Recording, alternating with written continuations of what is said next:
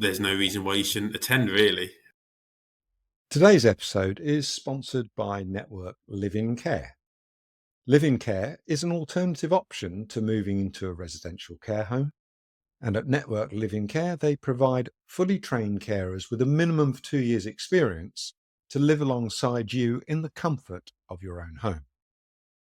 A live-in carer will support you with your specific needs and are regulated by the Care Quality Commission. To find out more, go to networklivincare.co.uk. Now let's get to the episode.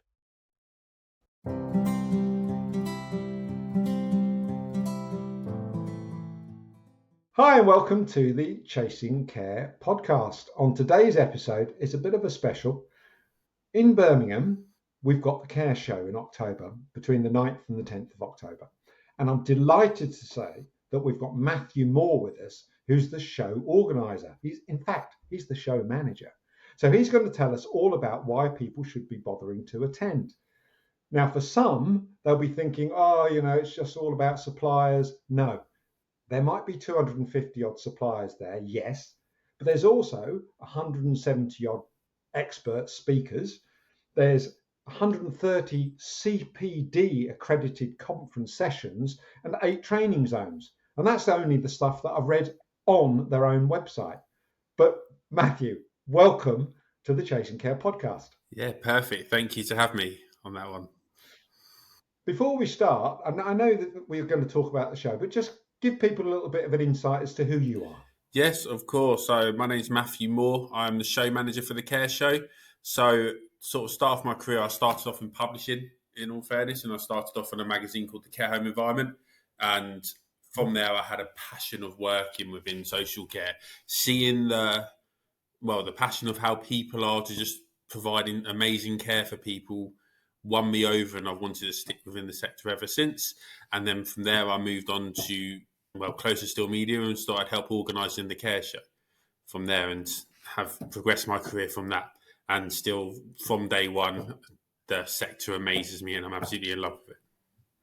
Brilliant. And how many years has the Care Show in Birmingham been going? I can't remember. I know we had Michael on last year, and he was telling us all about 2023. So how long has the show been around in Birmingham? So it's coming up to 20 years this year. So, yeah, it's a nice anniversary to have from now. And, Michael was on it last year. But, 20th anniversary, which is fantastic and something we are shouting about throughout the show. I gave at the beginning, the introduction, a few key points. So to be honest, I picked those off the website. Detailed research. Could have been Wikipedia, but no, I decided to go on your own website. And it tells me all these amazing things. But why? Why should people visit the Care Show? Who's it for? And why should they visit? Yeah. Floor's on you. Yeah, so the Care Show, I think with the website, you can get your key bits of information. But as we are also an events company, one thing you do is you can't find everything written on a piece of paper or on a website. It's better to speak to people and go from there. And that's the premise of the Care Show. We want to be that community platform, not for those professionals of in-care. So if it be the board, group directors of in-care homes or domiciliary services, all the way down to carers within there as well. So there's an opportunity for them to either network with other people throughout the show, with over 4,000 people who attend the show across the 2 days, and network with them to learn best practices between each other or discuss their sort of innovations within their own facilities, to then learning best practices or listening to key innovations from the theatres. So we'll have, as you say, over 170 speakers who will be talking about what's worked for them or latest case study they've had or why this is working for them. So they can come and learn from what their expertise were, and they might turn around and think, oh, that works, but we're doing this. And then they might build a whole new plan on it, which will improve the sector even more from there. So when you talk about speakers, forgive me for jumping in, but I do this. Yeah. I'm just trying to understand. 170 speakers. Are they supplier speakers? Are they technical speakers? Are they people who've worked in care in terms of home care or care homes? What kind of speakers do we have there? So it ranges. So we do have supply speakers who are there, but then we do the works of our content producers. Her name's Molly, who's done a fantastic job. It goes from supply speakers to looking at care home providers or domiciliary care providers, just sort of influencers within the sector as well. So it ranges across that, and also members within associated bodies such as the Home Care Association or Outstanding Society. So there's a number of people who have either worked within the sector or have supplied to the sector who've been able to give insight from there. So that gives you a wide range of sort of resources to look at it from different perspectives as well. And in terms of the audience, I'm guessing therefore that if you've got a broad range of speaker base, you're expecting to see a broad range of care providers, maybe somebody that's been in care for quite a number of years, big care home, to somebody that might be thinking about starting up in the care business? Yeah, so we do see a wide range. So there are people who have either worked in the sector for years or have recently joined the sector and want to find a way how they can step up in their career as well. There's a number of people we have seen which have started off as just a carer and are now coming to the show as a manager, and it's fantastic to see their journey as we're going through the years of the show. And it's why it's highlighting one of the launches we done last year in the Care Show. It was our Care 30 Under 30, which is an award to help promote the younger generation of the sector and trying to acknowledge all the hard work they're doing, because one day they will be the futures of this sector and will be the big names out there. So acknowledging them now will help sort of drive their passion and continue for them to grow. And in terms of initiatives this year, then you mentioned the 30 under 30 sort of concept. Have we got an initiative this year that stands out for you? So we've covered it in sort of a lot of areas. So across our sessions, we wanted to make sure that key points are being covered. So even if it is the new framework, so the single assessment framework within CQC, making sure how people can cope or how to sort of get around that, because there is sometimes some confusion on it, but just making sure it's positive with the likes of CQC at the show so they can help sort of have conversations with people and meet the inspector, so to speak, to learn from their perspective and how to get by it, all the way from sort of the funding, especially with the new government in office and the budgets to be announced soon. How can they work around that really, and what sort of funding are they expecting to have, and looking at the sort of recognition to make sure that social care is being recognised within the United Kingdom. So as I went to another event a few weeks ago, and one of the sort of key points I've made is saying, making the care sector look like the sister of the NHS and not just the estranged cousin from that side, because we have everything in one pot and to sort of make sure they're being valued equally from there as well. Other sort of points that say we're looking for, so we have a special zone sort of sustainability, which is trying to highlight.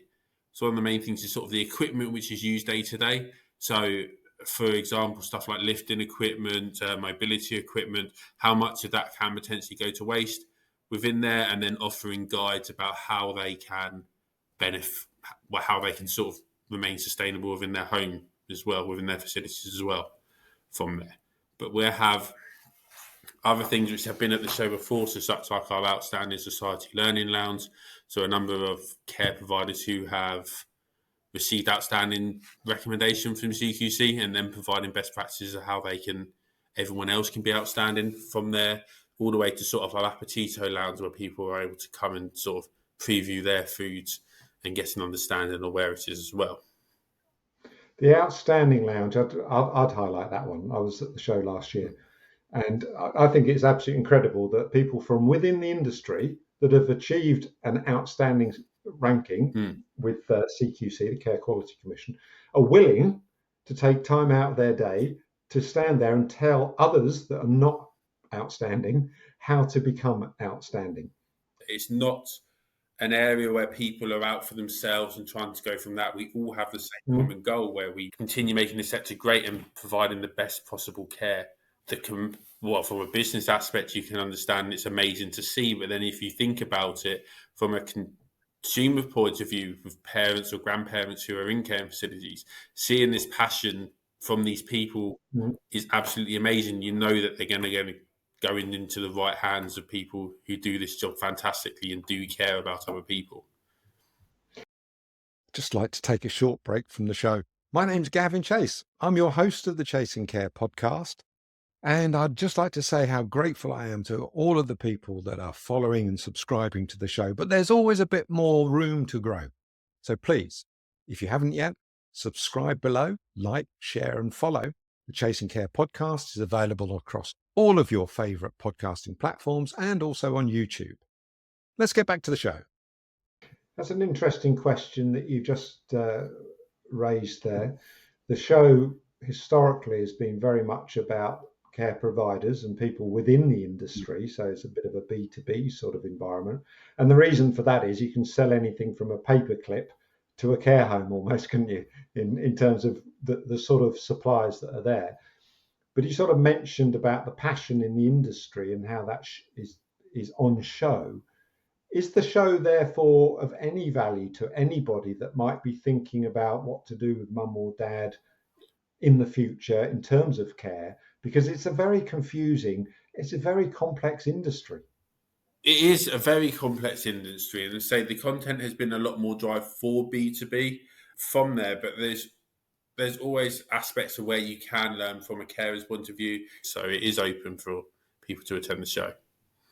Okay, it's all free as well. Yeah, isn't it's it? absolutely free to attend across the 2 days. So yeah, you can register on the website if you're especially interested in coming. And we talked about the training zones. I mentioned that there was 8 training zones. What exactly are the training zones? What sort of content do we get in those? So we have dedicated sort of zones. So we have like our technology theatre, and that sort of zone will be talking about anything to do with tech, especially with, say, by the end of 2024, I think it was 80% of care homes had to be digital only. So it's covering aspects on there and seeing how is that going on, what sort of hurdles are people past trying to go digital only, or what was done to make life easier. And then with the always growing is the use of AI. How can you use that to track your data and improve efficiency while you're there? So it's fantastic and covers a lot of different content, which is, if you're technology focused, it would be sort of fantastic to get an understanding of as well. And from your side, being around the industry, are there any major subjects that you feel this year will be touched upon? I think one which is absolutely fantastic is looking about workforce. As you say, we've still noticed from Skills for Care that we still have 130,000 vacancies still within the sector. And then it's looking about how we can fill that. What can we do to either encourage new people to join the sector? I know we had around 22,000 sort of vacancies were filled through international recruitment.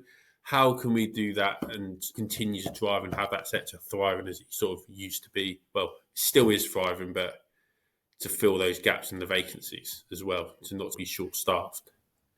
I think that the international recruitment has fallen away now. The licensing is getting a bit messy. There's been a bit of abuse, and I can say that because I don't operate day to day. There has been a bit of abuse. We hear about stories whereby carers are now reaching out to other care providers saying they don't have any work. And of course, those care providers are tempted to use them when they really shouldn't. So it's a big subject, and I just wonder if you've got people speaking about that subject, but also maybe somebody that's talking about the legal side. Do you know if you've got anybody that's there to guide people as to what they're allowed to do? Yeah, of course. We do have an international recruitment panel on the day, which is discussing everything from the legal aspects to the day-to-days. It has been a high talking point, as you say, due to the legislations of how it changed, just to how the first surge of offering international recruitment and everyone taking advantage, and then how sort of the funding's worked around that has added different changes to it. So it is fascinating, really, and that's why it's giving you a feedback and opportunities to ask questions and answer what maybe be holding you, well, not even sort of holding you back, but what questions are of concern to you. Even if you have international recruitment, how can you I'm not saying make the most, but work around that? I mean, there's a number of massive questions always in the industry, isn't there? Some companies look at local authority business and think that the volume side of it works for them, that be that care home or a home care provider. Others look at that and say, no, that sounds like madness to me, so we'll only do the private sector. And I'm guessing that within the subjects that are covered for the expert care speakers, that we have people that have had experience in local authority work to help people understand how they could probably improve the business that they're getting from local authorities. Because I can be honest about this. Some local authorities are paying abysmally. They don't have the money, and the Labour government this time round, no different from the Conservative government, they say one thing and then they don't put money anywhere near the industry. It's all going to the NHS. I can say that out loud. I know the Liberals are all talk at the moment about how they are going to make everything right within care, but the chance of them being in government is very slim. So it's a great thing to say, but not something that they can probably do. But I'm hoping that at the conference there, at the exhibition, you'll have people that have had that experience, and not just in the outstanding lounge, but people that generally have been working with local authorities and know how to support them more effectively and get the best out of those relationships. Yeah, of course. So we cover it from all angles. So there'll be content which will try and make it open for all. There will be content divided for local authorities and either people who have worked on it or worked alongside it from there, and then also people working within private care homes. So we are trying to cater and not to say this is the private care sector. It is open physically to everyone. So if you're local authority, if you're private, if you're domiciliary care, if you're care homes, if you're in retirement villages, it's open to everything. Check out the website and see what sessions are on our conference program. You never know, if you can just learn one thing which will improve your care in services or business, it's improving the sector or improving your facilities, and one step is a great way to go from there.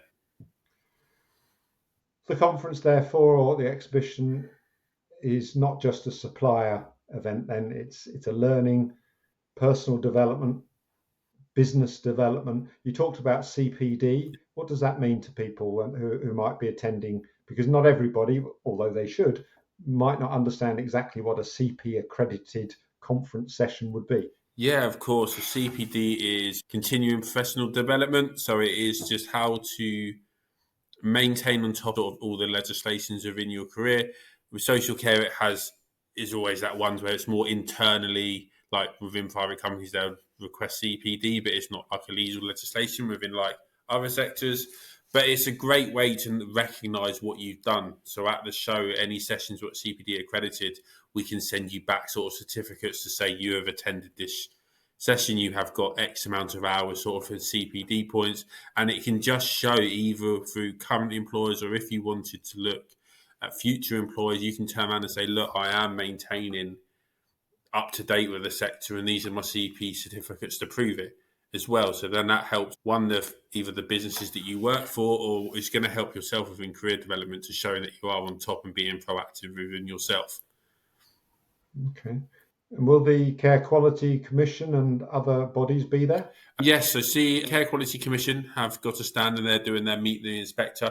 So it's an opportunity for people to talk to inspectors and answer any questions they may have.